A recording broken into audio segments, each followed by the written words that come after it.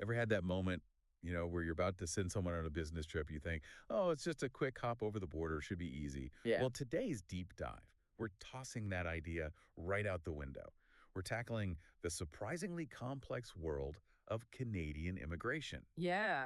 And we're doing it all through the lens of one company's, shall we say, relatable mistake. Yeah, international business travel can often seem pretty straightforward, but even seemingly minor details can make or break a trip. And that's what we're going to see in this case study. Exactly. And we're diving into a real case study from an actual document we have here, featuring Mr. Gourmand, the head of LogiSwiss, and his well-intentioned but maybe not so well thought out plan to send their top technician, Mr. Hergé, to Montreal. Right. Spoiler alert, Mr. Gourmand learned some tough lessons about bringing business visitors to Canada. Yeah, and this isn't just about poor Mr. Gourmand, though. This deep dive is really designed to give you the knowledge to avoid those same pitfalls.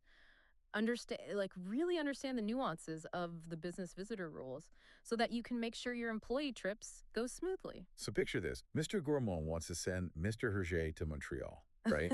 For 3 months. Okay, sounds simple enough, right? Yeah. But hold on, because his to-do list for Mr. Hergé is longer than like a CVS receipt. We're talking install software, train employees, not at one, but at two different companies. And that's where things can get a little tricky. That's kind of like the first red flag that pops up.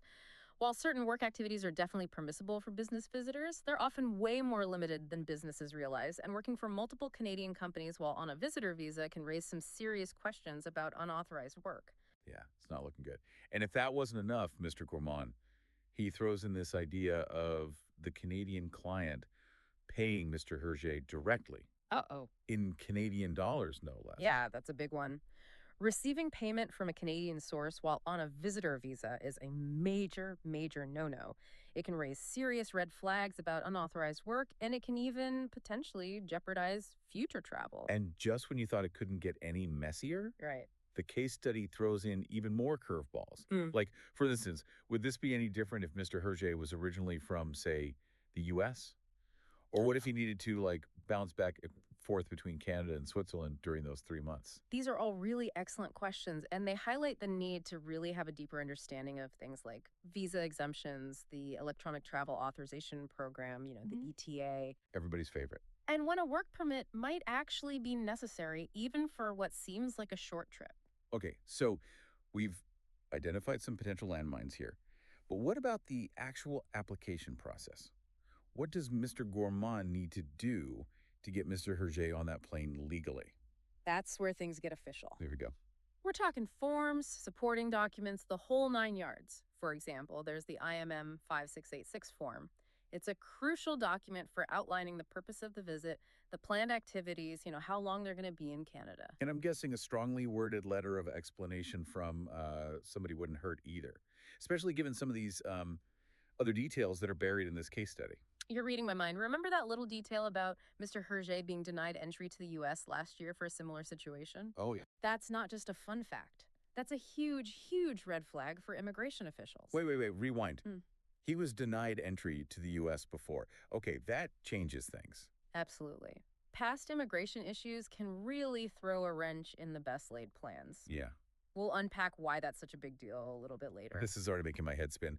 I can't imagine trying to navigate this without some kind of guide. It's like trying to assemble IKEA furniture without instructions. Right.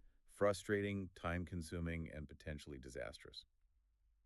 Okay, so we've established that Mr. Gourmand might need to, dial back the optimism a little bit, but before he starts panicking about work permits and visa applications and all that. Right. Let's take a step back for a second. Yeah. Does Mr. Hergé even need a visa to enter Canada in the first place? That's a great question.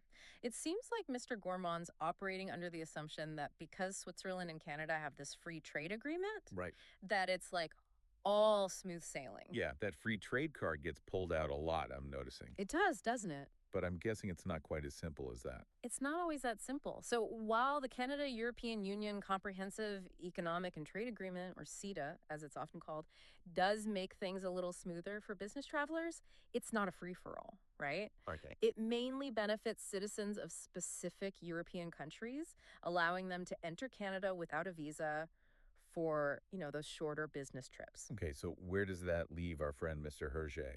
He's from Belgium, right? Right. He is, yeah, and he would likely fall under that visa exempt category for these, short-term business visits. However, and this is important, he'll still need what's called an electronic travel authorization. Right, the ETA. The ETA, Everyone's exactly. favorite online form. Exactly. It's a relatively simple online application that basically just determines whether someone is eligible to enter Canada. However, and this is a point worth emphasizing, just because you're eligible to enter doesn't mean you're automatically good to work. Okay, and that's where the lines get a little blurry, right? Exactly. Because we know Mr. Hergé's not just going for a sightseeing tour and some poutine. Right. The man's got a job to do. Yeah. He's installing software, he's training employees. I mean, these sound like, to me, activities that sound an awful lot like, Yeah. work. Yeah, you're absolutely right. And that's where Canada's business visitor provisions come into Yeah. play. Essentially, these provisions allow foreign nationals to engage in certain work activities without needing to obtain like a traditional work permit. Okay. However, there are very specific limitations, and it's clear from, Mr. Gourmand's wish list that he might be pushing those limits a little bit. Yeah, maybe more than a little bit. Let's go back to that wish list for a 2nd. Mhm. Specifically, the part where Mr. Gourmand is, really hoping that Mr. Hergé will have some time to fit in some side work, shall we say, for some other Canadian companies. Right. Is that even allowed?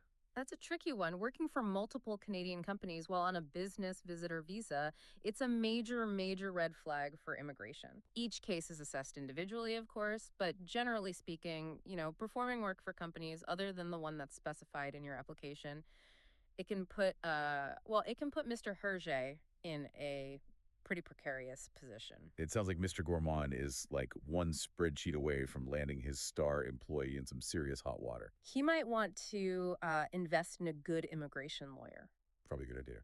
Yeah, someone who specializes in business immigration can really help cut through the confusion, analyze Mr. Hergé's specific situation, and really advise him on the best course of action. Okay. They can determine whether a work permit is absolutely necessary or if there are other options, like, a short-term work permit exemption that might be suitable. You mentioned work permits, and that makes me think of the dreaded labor market impact assessment, the LMIA. I mean, it's like the boogeyman of Canadian immigration. Yeah. Everybody's afraid of it. Oh, the LMIA, it definitely has a certain reputation. Right. So in most cases, when a foreign national wants to work in Canada, the employer needs to obtain what's called an LMIA. Right. It's basically this document that proves that hiring a foreign worker won't have a negative impact on Canadian workers. Okay. So it's really about making sure that Canadians are given priority in the job market. Makes sense. But I vaguely recall the case study mentioning like an LMIA exemption. So does that mean Mr. Hergé is off the hook? Not so fast. While there are some situations where an LMIA might not be required, it's not a guarantee. These exemptions are typically reserved for, very specific cases that involve short-term, highly specialized work. Okay. The kind of work that doesn't directly compete with Canadian jobs. So even if you're exempt from needing like a full-blown work permit, you still have to go through this process to prove that you qualify for the exemption. Exactly. It's really all about making sure that the work aligns with the whole, the spirit of those business visitor provisions we were talking about. It has to be temporary, it has to be specialized, and it can't take away opportunities from Canadian workers. Right. It's okay. So it's like navigating a maze, but the walls are made of paperwork. Yeah, pretty much. Speaking of paperwork, what kind of documentation should Mr. Gourmand be gathering to, make this whole Mr. Hergé trip happen? Think of it as like building a bulletproof case. Oh. You're gathering all this evidence to show why Mr. Hergé needs to be in Canada and why his stay is temporary. You're aiming for transparency and you want to be really thorough. Hit me with the essentials. What's at the top of the checklist? Well, we already mentioned the IMM 5686 form. Right. That one's non-negotiable. Beyond that, you need a really, really detailed itinerary. What are the exact dates of travel? Where is Mr. Hergé going to be staying? What, and this is important, what specific activities will he be doing each day? Wow. Then on top of that, you'll need copies of the contracts with the Canadian client outlining very clearly the scope of the work and any payment arrangements. Man, that's a lot of paperwork. It's all about connecting the dots for the immigration officials, right? Don't forget, they're dealing with tons and tons of cases every single day. So by providing a really clear, well-organized paper trail, You're making their job a little bit easier, which is never a bad thing, and you're increasing the chances of a smooth process for everyone. Okay, so that makes sense. But let's not forget that ticking time bomb from earlier, Mr. Hergé's U.S. travel mishap. Right. How do you even begin to explain something like that away? Like a previous denial. I mean, that's got to be a deal breaker. Right. That's where some strategic planning comes in and open communication. Okay. Trying to sweep it under the rug or just hoping it won't be noticed. That is the worst possible approach. So no more that what happens in Vegas stays in Vegas approach to immigration now? Definitely not. You've got to address it head on. Provide a very clear, concise explanation for what happened with the US trip, what led to the denial, and most importantly, what's changed since then. So it's all about like owning the mistake, showing that you've learned from it and Yeah. that it won't happen again. You got it. Yeah. Immigration officials, they just want to see that the risk of a repeat incident is very, very minimal. Okay. So this like proactive approach, that seems like the way to go, but how do you even begin to craft that explanation? Like what should it include? It should very clearly outline the reasons for the US travel denial. Okay. Make sure to provide enough detail that it addresses their concerns, but don't write a novel. Right. Right. Was it due to like incorrect documentation? Was there just a misunderstanding about why he was even going to the US in the first place? Or maybe there was an oversight regarding what authorizations he actually needed. So start with that and then Then, crucially, you've got to show how those issues have been resolved. got it. Okay.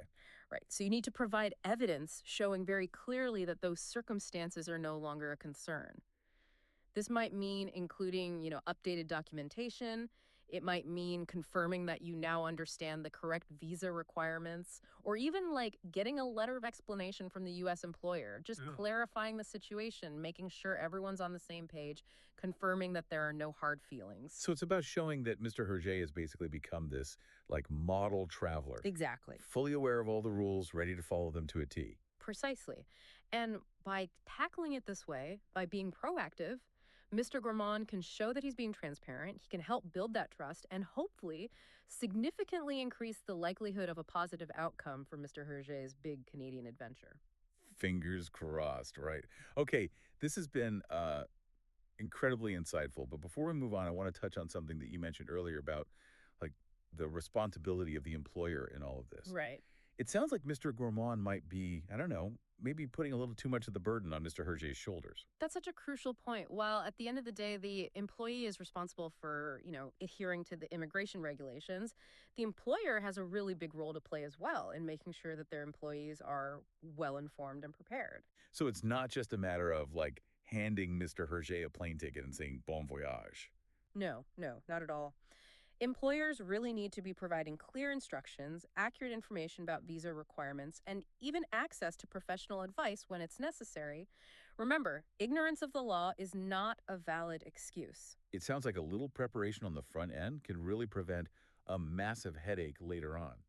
So what are some practical things that companies can do you know, to avoid these kinds of immigration nightmares in the first place? Well, they can start by creating a very clear company policy regarding business travel. This policy should outline exactly how to obtain the necessary travel authorizations, detail what kinds of activities are and are not permitted under a business visitor visa, and really emphasize how important transparency and compliance are. So setting those expectations right from the get-go, giving employees the tools they need to actually, do things the right way. Exactly. And in addition to that, think about conducting like internal training sessions just to educate employees about immigration regulations. It can be a really great way to debunk common myths, address any concerns, and just make sure everybody's on the same page. Knowledge is power, right? Especially when you're dealing with this world of international travel. Couldn't agree more. Well, I have to say, this deep dive has been uh, eye-opening to say the least. We've explored all these nuances of the business visitor visa, we've debunked some common myths, and hopefully armed our listeners with the knowledge they need to tackle this very often confusing landscape. We've definitely seen how even the smallest details can have a huge impact, and why understanding the regulations, seeking expert guidance when you need it, can make all the difference in ensuring that a business trip is smooth and successful. We've covered a lot of ground, but we are not quite done yet. Stay tuned, because when we come back, we're going to unpack that U.S. travel bombshell in detail and really explore some strategies for addressing those past immigration issues effectively. All right, so we're back. Time to unravel the last bit of this Canadian immigration puzzle. We've talked about a lot, but we keep circling back to Mr. Hershey's U.S. travel mishap. Like, is that really going to be a deal breaker? It could be. The thing is, past immigration issues, even if they happen in another country, can have some unexpected consequences. So it's not like what happens in Vegas stays in Vegas. Immigration edition. Not quite. So no sweeping it under the rug. Definitely not. When it comes to immigration, honesty really is the best policy. So how do we handle this? When applying for Mr. Hergé's Canadian travel authorization, they need to be upfront about what happened with the U.S. Okay, so full transparency. What does that look like practically? What do they need to do? They need to provide a clear, factual explanation of what happened with the U.S. incident.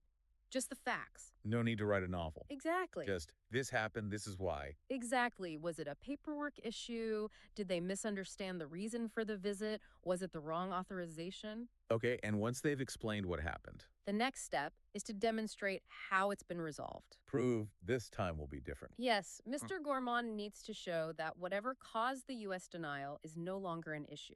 So, new documents, new understanding. What does that look like? Exactly. For example, if it was incorrect documentation, include the correct paperwork this time, or if there was confusion about the purpose of the U.S. trip, provide a clear and detailed itinerary for the Canadian one.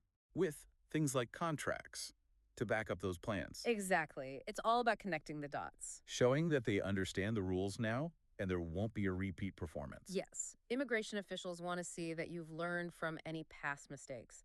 They want to see that the risk of it happening again is low.